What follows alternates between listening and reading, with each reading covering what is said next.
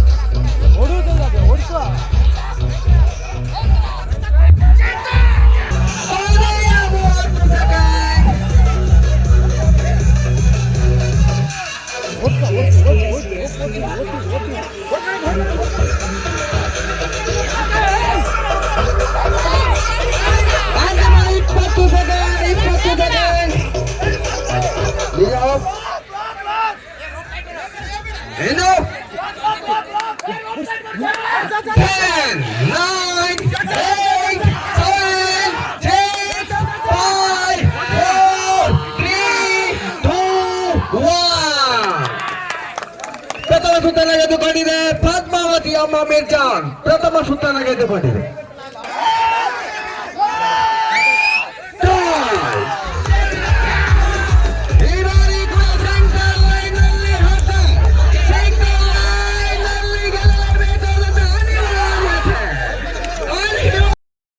ಶಿಕ್ಷಣವನ್ನ ಕೇವಲ ಅಂಕಗಳಿಗಾಗಿ ನೀಡದೆ ವ್ಯಕ್ತಿತ್ವದ ವಿಕಸನಕ್ಕಾಗಿ, ಸಂಸ್ಕಾರಕ್ಕಾಗಿ ನೀಡಬೇಕು. ಆ ಮೂಲಕ ಜೀವನದ ಸವಾಲನ್ನ ಎದುರಿಸಿ ಆತ್ಮವಿಶ್ವಾಸ ಬೆಳೆಸಿಕೊಳ್ಳಬೇಕೆಂದು ಕಾರವಾರದ ಮಾತೋಶ್ರೀ ಸರೋಜಾ ಬಾಳ ದೇಸಾಯಿ ಮೆಮೋರಿಯಲ್ ಟ್ರಸ್ಟಿನ ಅಧ್ಯಕ್ಷರು, ಸಮಾಜ ಸೇವಕರಾದ ನರೇಂದ್ರ ಬಾಳ ದೇಸಾಯಿ ಹೇಳಿದರು. ಅಂಕೋಲಾ ಸ್ಥಳೀಯ ಕೆಎಲ್ಇ ಸಂಸ್ಥೆಯ ಶೇಷಗಿರಿ ಪಿಕಳೆ ಶಿಕ್ಷಣ ಮಹಾವಿದ್ಯಾಲಯದಲ್ಲಿ ಆಯೋಜಿಸಲಾದ ವಿದ್ಯಾರ್ಥಿ ಸಂಘದ ಉದ್ಘಾಟನೆ ಹಾಗೂ ಸಾಧಕ ವಿದ್ಯಾರ್ಥಿಗಳನ್ನು ಸನ್ಮಾನಿಸಿ ಮಾತನಾಡಿ, ವಿದ್ಯಾರ್ಥಿಗಳು ಮಾಡುವ ಸಾಧನೆಯಿಂದ ಪಾಲಕರು ಮತ್ತು ಶಿಕ್ಷಕರಿಗೆ ಗೌರವ ನೀಡಿದಂತಾಗುವುದು. ಪ್ರತಿ ವಿದ್ಯಾರ್ಥಿಗಳು ಓದುವ ವಯಸ್ಸಿನಲ್ಲಿ ಕಷ್ಟಪಟ್ಟು ಓದಬೇಕು. ಹಿರಿಯರನ್ನು, ಗುರುಗಳನ್ನು, ತಂದೆ ತಾಯಿಗಳನ್ನು ಗೌರವಿಸಬೇಕು. ನಮ್ಮ ಸಂಸ್ಕೃತಿ ಸಂಸ್ಕಾರವನ್ನ ಬೆಳೆಸಿಕೊಂಡು ಈ ಸಮಾಜದಲ್ಲಿ ಉತ್ತಮರಾಗಿ ಬಾಳಬೇಕು ಎಂದರು.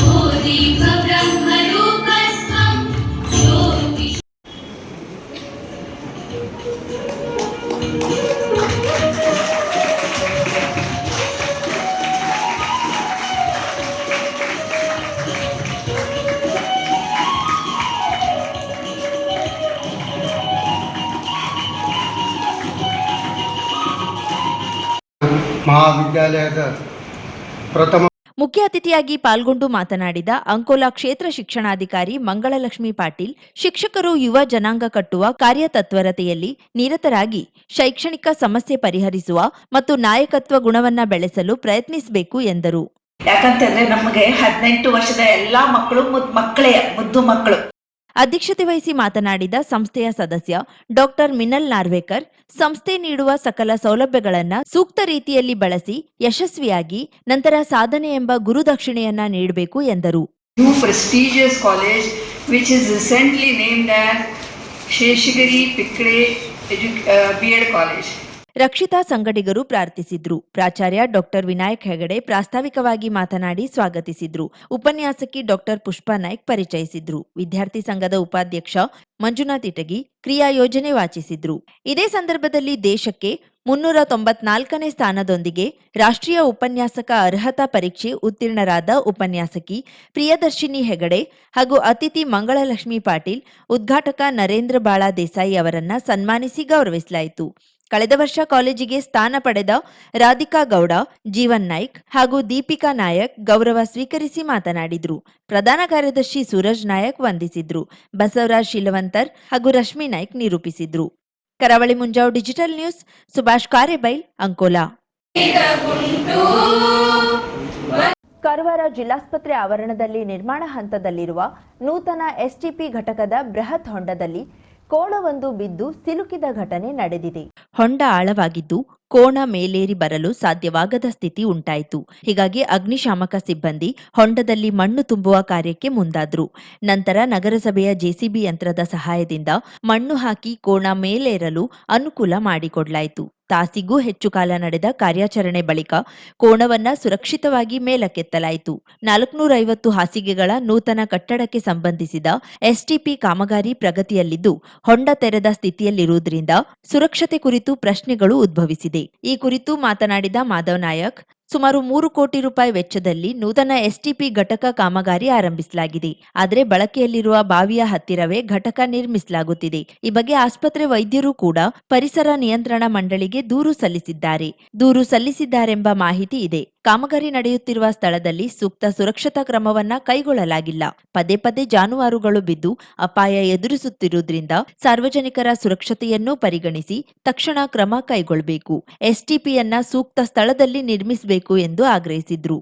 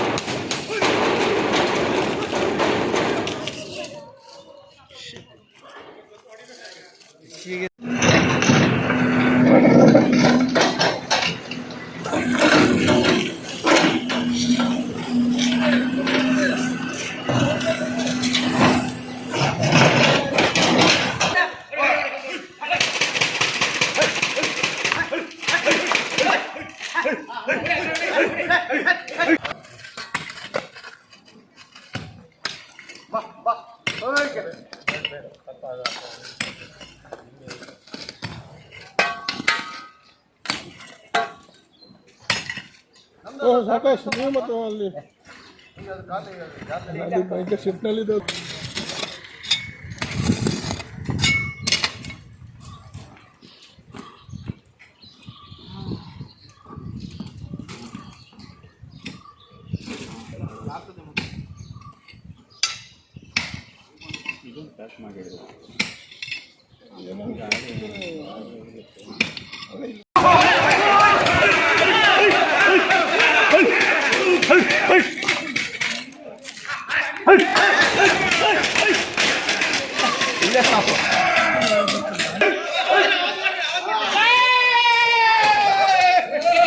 ಗೋಕರ್ಣ ಮಹಾಬಲೇಶ್ವರ ದೇವಸ್ಥಾನದಲ್ಲಿ ಶಿವರಾತ್ರಿ ಮಹೋತ್ಸವದ ಪ್ರಯುಕ್ತ ಭಕ್ತಿ ಭಾವಪೂರ್ಣ ಹಾಗೂ ವೈಭವಮಯವಾಗಿ ನಡೆದ ಸಾಂಸ್ಕೃತಿಕ ಕಾರ್ಯಕ್ರಮ ಭಕ್ತರನ್ನ ಆಕರ್ಷಿಸಿತು. ಮಹಾಬಲೇಶ್ವರ ಮಂದಿರದ ಆವಾರದಲ್ಲಿರುವ ಶಿವಪದ ವೇದಿಕೆಯಲ್ಲಿ ಮೊದಲ ದಿನ ಸಂಜೆ ಬೆಂಗಳೂರಿನ ಕೆ ಕವನ ಕುಮಾರರಿಂದ ಭರತನಾಟ್ಯ, ಪ್ರಕಾಶ್ ಅಂಬೇಕರ್ ಸಂಗಡಿಗರಿಂದ ಭಜನೆ, ಮೈತ್ರೇಯಿ ಮಹಿಳಾ ಮಂಡಳಿಯವರಿಂದ ನೃತ್ಯ ಪ್ರದರ್ಶನ ನಡೆಯಿತು. ಪ್ರಸಾದ ಮನೆತನದವರಿಂದ ಸಂಗೀತ, ಭಜನೆ, ನಾಟಕ, ವಿಶೇಷವಾಗಿ ಲಕ್ಷ್ಮೀ ಪ್ರಸಾದ, ಚೈತ್ರ ಪ್ರಸಾದ ಹಾಗೂ ಚಂದನ ಪ್ರಸಾದ್ ರವರು ಪ್ರದರ್ಶಿಸಿದ ಗೋಕರ್ಣದ ಆತ್ಮಲಿಂಗದ ಪುರಾಣ ಕಥನವು ಎಲ್ಲರ ಗಮನ ಸೆಳೆದ್ರೆ, ಬಾಲಶಿವನ ಪಾತ್ರದಲ್ಲಿ ಆದ್ಯಾ ಪ್ರಸಾದ್ ನೃತ್ಯ ಮಾಡಿದ್ದು, ಗೋಕರ್ಣದ ಪುರಾಣ ಕಥನವನ್ನ ಹಾಡಿನ ಮೂಲಕ ಸವಿತಾ ಪ್ರಸಾದ್ ಹಾಡಿರುವುದು ಆಕರ್ಷಕವಾಗಿತ್ತು. ಶಿವರಾತ್ರಿ ದಿನ ಚಂದ್ರಕಾಂತ್ ಗೌಡ ಸಂಗಡಿಗರಿಂದ ಮುಂಜಾನೆಯವರೆಗೆ ಶಿವನಾಮ ಸ್ಮರಣೆ ಜಾಗರಣೆ ವಿಶೇಷವಾಗಿ ನಡೆಯಿತು. ಫೆಬ್ರವರಿ 16ರಂದು ಸುಷ್ಮಾ ನಿರ್ವಾಣೇಶ್ವರರಿಂದ ಸುಧನ್ವಾರ್ಜುನ ಕಾಳಗ ಯಕ್ಷಗಾನ ಪ್ರದರ್ಶನದಲ್ಲಿನ ಮನೋಜ್ನ ಅಭಿನಯ ಕಲಾಭಿಮಾನಿಗಳನ್ನ ಮನರಂಜಿಸಿತ್ತು.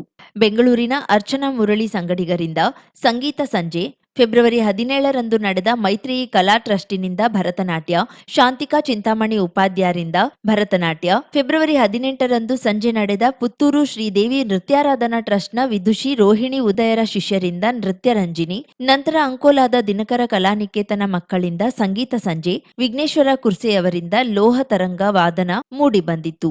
ಪರಶಿವನಿಗೆ ಸಂಗೀತ ಸೇವೆ ಜೊತೆಗೆ ಭಕ್ತರನ್ನ ಭಕ್ತಿಯ ಸೆಲೆಗೆ ಸೆಳೆದಿದ್ದು ವಿಶೇಷವಾಗಿತ್ತು. ಕರಾವಳಿ ಮುಂಜಾವು ಡಿಜಿಟಲ್ ನ್ಯೂಸ್, ವಿನಾಯಕ್ ಶಾಸ್ತ್ರಿ, ಗೋಕರ್ಣ.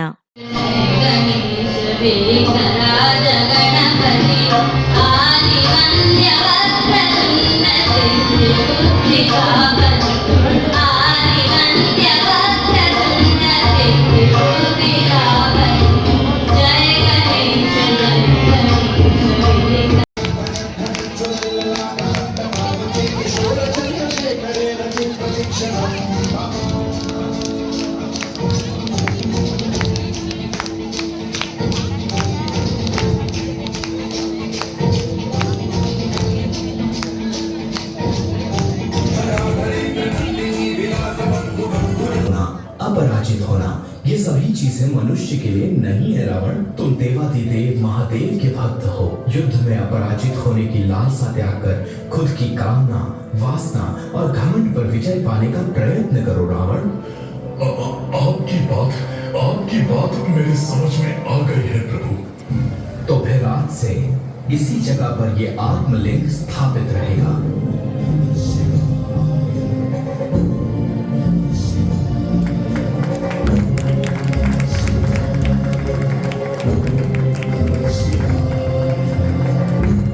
ಐವತ್ತು ಸಾವಿರಕ್ಕೂ ಅಧಿಕ ಸಬ್ಸ್ಕ್ರೈಬರ್ಸ್, 1.68 ಕೋಟಿಗೂ ಮೀರಿದ ವ್ಯೂಸ್, ಸುದ್ದಿಯೊಂದು 10 ಲಕ್ಷಕ್ಕೂ ಹೆಚ್ಚು ವ್ಯೂಸ್ ಕಂಡ ಹೆಗ್ಗಳಿಕೆ, ವಸ್ತುನಿಷ್ಠ ಮತ್ತು ಖಾತ್ರಿಯಾದ ವರದಿಗಾರಿಕೆ, ಉತ್ತರ ಕನ್ನಡದ ಅತಿ ಹೆಚ್ಚು ಸಬ್ಸ್ಕ್ರೈಬರ್ ಹೊಂದಿರುವ ಯೂಟ್ಯೂಬ್ ಚಾನೆಲ್ ಕರಾವಳಿ ಮುಂಜಾವು ಡಿಜಿಟಲ್ ವೀಕ್ಷಕರಿಗೆ ಧನ್ಯವಾದ. ಇನ್ಮುಂದೆ ಸುದ್ದಿಯೆಲ್ಲ ಮತ್ತಷ್ಟು ಸೊಗಸು. ನಿಮ್ಮಲ್ಲಿಯ ಸಭೆ ಸಮಾರಂಭ, ಅಂಗಡಿ, ವ್ಯಾಪಾರ ಮಳಿಗೆಯ ಸಹಕಾರಿ ಸಂಸ್ಥೆಯ ಶುಭಾರಂಭದ ಕಾರ್ಯಕ್ರಮಗಳ ವಿಸ್ತೃತ ವಿಡಿಯೋ ಸುದ್ದಿ ಸಂಪರ್ಕಿಸಿ ನಮ್ಮ ಕರಾವಳಿ ಮುಂಜಾವು ಡಿಜಿಟಲ್ ಪ್ರತಿನಿಧಿಗಳನ್ನ.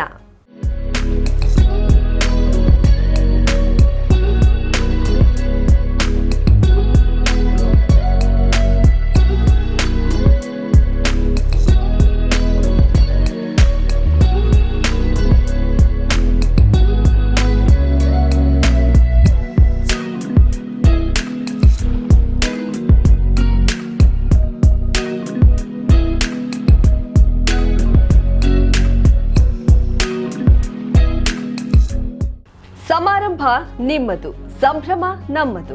ನೋಡ್ತಾ ಇರಿ ಕರಾವಳಿ ಮುಂಜಾವು ಡಿಜಿಟಲ್.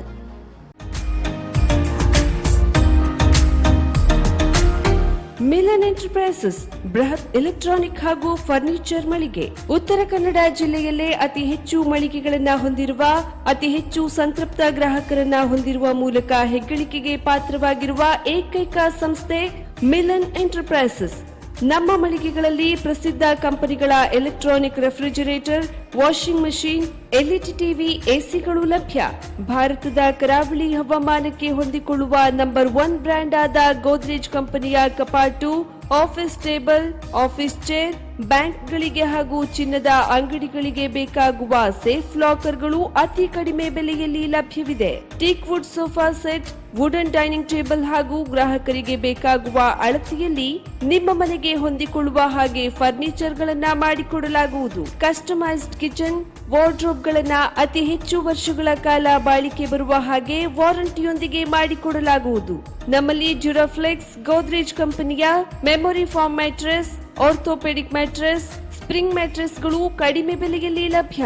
ವಿವಿಧ ಕಂಪನಿಗಳ ನವೀನ ಮಾದರಿಯ ಮಿಕ್ಸರ್, ಗ್ರೈಂಡರ್, ಫ್ಯಾನ್, ಕುಕ್ಕರ್, ತವಾ, ಫ್ಲಾಸ್ಕ್, ಮೈಕ್ರೋ ಓವೆನ್ಗಳು ಲಭ್ಯವಿದೆ.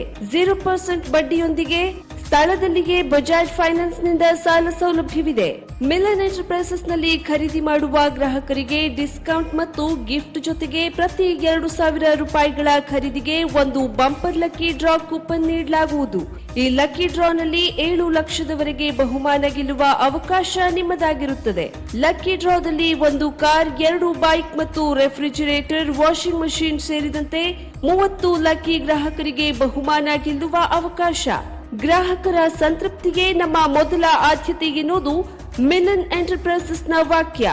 ಉತ್ತರ ಕನ್ನಡ ಜಿಲ್ಲೆಯ ನಮ್ಮ ಶೋರೂಮ್ಗಳಾದ old Mahalakshmi super market, Mulla stop ಹತ್ತಿರ, ಕಾಜುಬಾಗ್, ಕಾರವಾರ, ಅಗ್ರಿಕಲ್ಚರ್ ಆಫೀಸ್ ಎದುರುಗಡೆ, ಮಾಸ್ತಿಕಟ್ಟೆ ರೋಡ್, ಹೊನ್ನಾವರ, ಸೀಮಾ ಕಾಂಪ್ಲೆಕ್ಸ್ ಹತ್ತಿರ, Moni Basti main road, Bhatkal, Indian bank ಎದುರು, CP Bazar road, Sirsi, JS building, JN road, Dandeli, KS building, Motikeri road, Haliyal. ಇಲ್ಲಿಗೆ ತಪ್ಪದೇ ಭೇಟಿ ನೀಡಿ ಸಂತೃಪ್ತರಾಗಿ.